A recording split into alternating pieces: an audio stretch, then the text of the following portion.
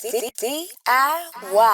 The independent juggernaut, the DIY juggernaut himself, LaRussell. He has this thing he has called Free Game Friday, where independent artists and producers send questions into him, and he gives some really solid, super solid advice. This is somebody who right now is just independently killing the game. If you had a budget of $2,000 per month to spend on pushing one single per month, how would you use that budget to promote the single?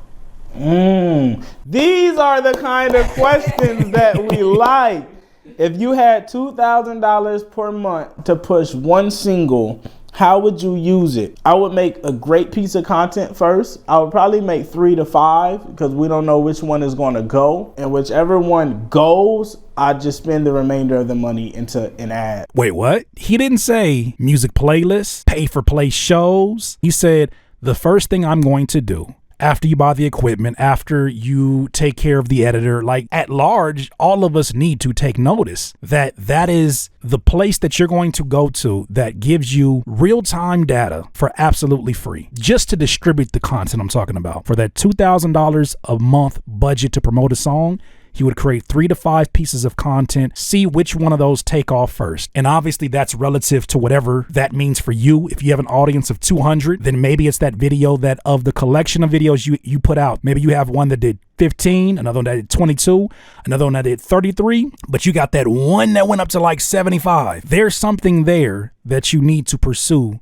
and probably reinvest the majority of your money into to get more real-time data. I like that approach as the first move. So if you got 2,000 and it costs you 1,000 to make the pieces of content, I would spend the remaining 1,000 on whichever piece goes, and I'd put that into ads. And you could I would put it into ads on whatever your strongest platform is that is getting the most traction on, or you could divvy it across. My suggestion to add on top of everything that we're hearing already, focus in on that one social media, because every time that you hear an argument for why you need to be on every single social media, it's already somebody who found success on one social media and then duplicated that into different spaces.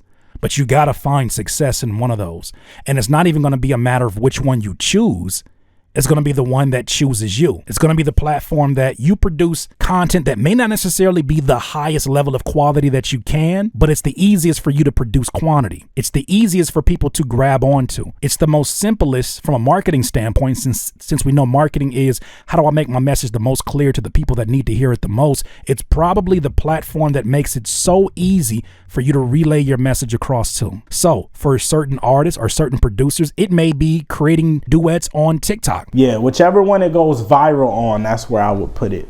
Wait to spend that remainder until it goes. Until every piece has gotten its runtime, and then whichever one did the best, now put the rest of your ad dollars behind it. That is game right there. Shout out to Tieta. Shout out to LaRussell. I love the fact that they didn't talk about pouring the money all into one thing. And so many artists, I empathize with you because I've been in that place, but I'm glad that I had an OG or someone who was wiser about investing tell me that doesn't make sense in any other field except for yours. Don't play the lottery with your budget. Well, I got this person that said that they can get me on a playlist that, and it's only $1,700. If I do it, I have $300 left. People will price anything so that they can get the most money up off your budget.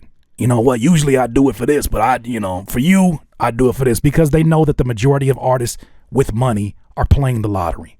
Almost every independent that I meet and I do consultations with, they have pretty good money that comes from their job and they can't wait to spend it. The issue is not where to throw it at. The issue is patience.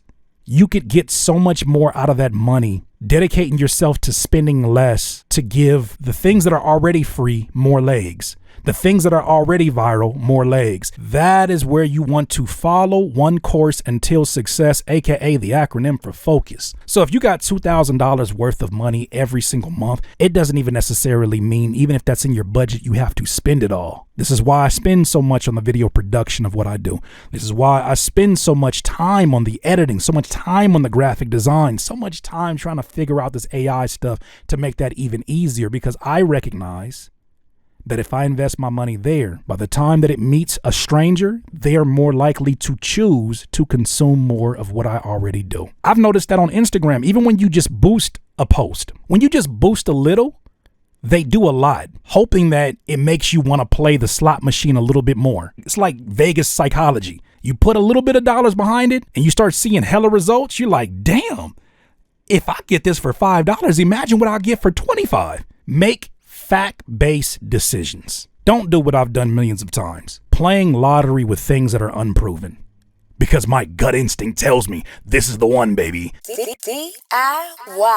DIYers, if you enjoyed this content, make sure that you hit the like button and maybe even consider subscribing. Come on, man. Stop being greedy. Peace.